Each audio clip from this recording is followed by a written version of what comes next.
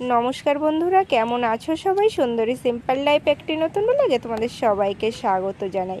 আজকে বুধবার, সকাল বাজে 8:30টার মতো। আনুষও স্কুলে চলে গেছে আর ওর বাবাও বেরিয়ে গেছে একই সঙ্গে নিয়ে স্কুলে যাওয়ার জন্য। ওকে আনুষকে স্কুলে পৌঁছে দিয়ে তারপর নিজের কাজ করবে। এখন সারা দিনটা ধরে নিজের মতো বাড়ির কাজ করবে। সকালের যে সমস্ত কাজগুলো থাকে, ঝাড়ু দেওয়া আশেপাশে, তারপরে জামা কাপড় কাচা, থালা বাসন ধোয়া সবই হয়ে গেছে। এখন স্নান করে পুজো দেওয়ার জন্য ফুল নিচ্ছি। ফুল দিয়ে ডালাটা ভরার পরে কি অপূর্ব সুন্দর লাগছে দেখতে। দেখো, একটাই জবা গাছ, তবে গাছ ভরে ফুল হয়েছে। মন ভরে আমার ঠাকুর ঘরটা সাজানো হয়ে যাবে। ব্যাস হয়ে গেল পুজো দেওয়া। দাঁড়াও, পুরো ঠাকুর ঘরটা তোমাদের একটু ঘুরিয়ে দেখাই, কত সুন্দর লাগছে দেখতে। দেখো, তবে বসে বসে পুজো দেওয়া না আমার ভীষণ ভালো লাগে, কিন্তু আমাদের ঘরে তো সেরকমভাবে কোনো জায়গা নাই। যদি কখনো সেরকম সুযোগ হয় ঘর বাড়ি বানানোর পরে, তবে সেরকম করেই বানাবো। তো চলো এবার তুলসী গাছটা দেখিয়ে আনি। এই যে তুলসী গাছেও হয়ে গেছে পুজো দেওয়া। চলো এখন যাই একটু রান্নাঘরের দিকে।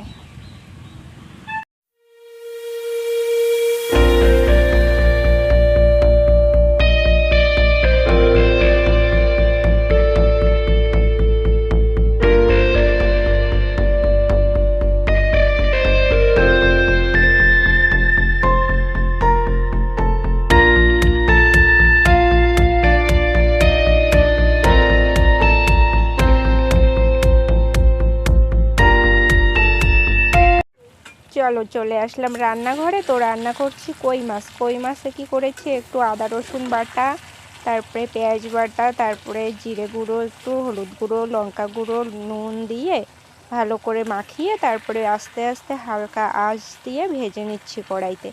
পুরো একটু ভাজা হয়ে গেলে তারপরে হালকা একটু জল দিয়ে ঢাকা দিয়ে দেবো। বাস, রান্নাটা কমপ্লিট হয়ে যাবে।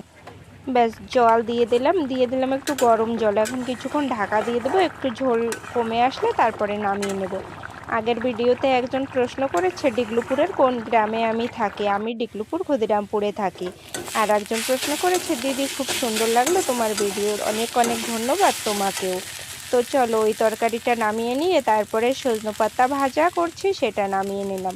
আর এই পাশে কেটে রেখেছি শসা একটা, শসায় নুন হলুদ মাখিয়ে রেখেছি। তো সজনে পাতা ভাজাটাও হয়ে গেল, নামিয়ে নিলাম। তারপরে শসাটা দিয়ে দেবো। এই শসাগুলো এনেছিল কাঁচা খাওয়ার জন্য, তা দেখছি অনেকটা, মনে হয় 2 কিলোর মতো এনেছিল।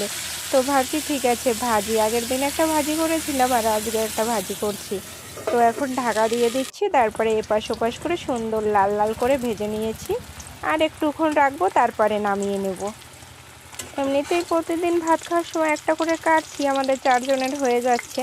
তারপরেও দেখি ফুরাতে পারছি না, তাই ভাবলাম ভাজি একটা। তারপরে বাস শসা ভাজাটা নামিয়ে নিয়ে এদিকে কেটে রেখেছি লাউ। লাউ দিয়ে মাছ দিয়ে রান্না হবে। শসাগুলো একটু ওপরের দিকে রেখে দিলাম যাতে তেলটা সরে নিচের দিকে চলে আসে, আর একটু ওর সঙ্গে কম তেল থাকে তাই। তো তেলগুলো ঝরেও গেছে আর তুলে নিয়েছে এই যে বাটিতে। চলো এখন লাউ রান্নার জন্য মাছ ভাজা বসিয়ে দিই। লাউ আর চিংড়ি মাছ জমে ভালো, তবে আজকে লাউ আছে আর চিংড়ি মাছ নেই। তো ভাবলাম ঠিক আছে এই মাছ দিয়েই হয়, আমাদের মতো মধ্যবিত্ত ফ্যামিলিতে এটাই হয়। যেটা দিয়ে করব ভাবি সেটা তো ঠিক মতো থাকে না। চলো আজকে লাল লঙ্কা দিয়ে চিংড়ি মাছের কাজটা মিটিয়ে নিই। লাল লঙ্কা দিয়ে দিলাম লাউতে, যাতে মনে হয় ওই দুটো দেখে একটু একটু চিংড়ি মাছের মতো, তাই।